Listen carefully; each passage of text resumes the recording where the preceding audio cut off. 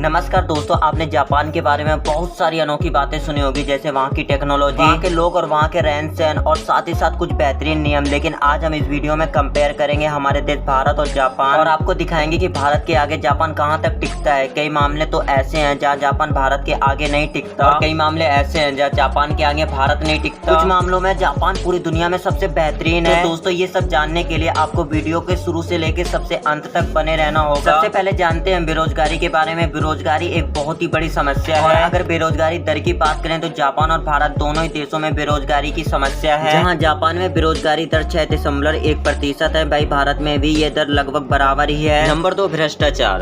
अब बात करते हैं भ्रष्टाचार की, तो भारत में भ्रष्टाचार एक बहुत ही बड़ी समस्या है, जहाँ लगभग हर सरकारी काम के लिए आपको रिश्वत देनी पड़ती है। बीबीसी की एक रिपोर्ट की माने तो भारत में लगभग 54% लोगों को अपना काम करवाने के लिए रिश्वत देनी पड़ती है। वहीं जापान में सिर्फ 1% लोगों को। तीसरा है ताकत की बात करें तो भारत इस मामले में जापान से काफी आगे है। एक तरफ जहां भारत दुनिया का चौथा सबसे ताकतवर देश है, दूसरी तरफ जापान इस लिस्ट में 8वें नंबर में आता है। आपको ये जानकर हैरानी होगी कि भारत की थल सेना दुनिया की दूसरी सबसे बड़ी थल सेना है। चौथा, कुल संपत्ति। अगर देश की कुल संपत्ति की बात करें, जहाँ भारत दुनिया का 6वां सबसे अमीर देश है, वहीं जापान दुनिया का तीसरे सबसे दौलतमंद देश है। जी हाँ दोस्तों, संपत्ति के मामले में भारत जापान से काफी कम है। एक तरफ जहाँ भारत की संपत्ति 8,230 अरब डॉलर है, वहीं जापान की कुल संपत्ति 19,522 अरब डॉलर है, यानी भारत के 2 गुने से भी अधिक। Number 5, crime. बात करते हैं क्राइम रेट की, यानी अपराध। पूरी दुनिया में अपराधी मामले देखे तो भारत इस लिस्ट में 65वें नंबर में आता है। भारत में हर 1 लाख लोगों में से 42 लोग या तो अपराध करते हैं या तो अपराध का शिकार होते हैं। वहीं जापान की बात करें तो जापान के हर 1 लाख लोगों में से सिर्फ 15 लोग अपराध करते हैं या फिर अपराध का शिकार होते हैं। वहीं जापान इस लिस्ट में 122वें स्थान पर आता है, यानी अपराध के मामले में भारत से बहुत ज्यादा बेहतर है जापान। नंबर 6, जनसंख्या। यह तो आप भी जानते होंगे कि भारत की जनसंख्या के हिसाब से दुनिया का दूसरा सबसे बड़ा देश है। वर्तमान समय में भारत की कुल जनसंख्या 136 करोड़ से भी ज्यादा है। वहीं दूसरी तरफ जापान की बात करें तो जापान की कुल जनसंख्या 12 करोड़ 70 लाख है, यानी आप ये भी मान सकते हैं कि जितने लोग जापान में रहते हैं उससे 7 करोड़ ज्यादा अकेले उत्तर प्रदेश में रहते हैं। Number 7, tourist.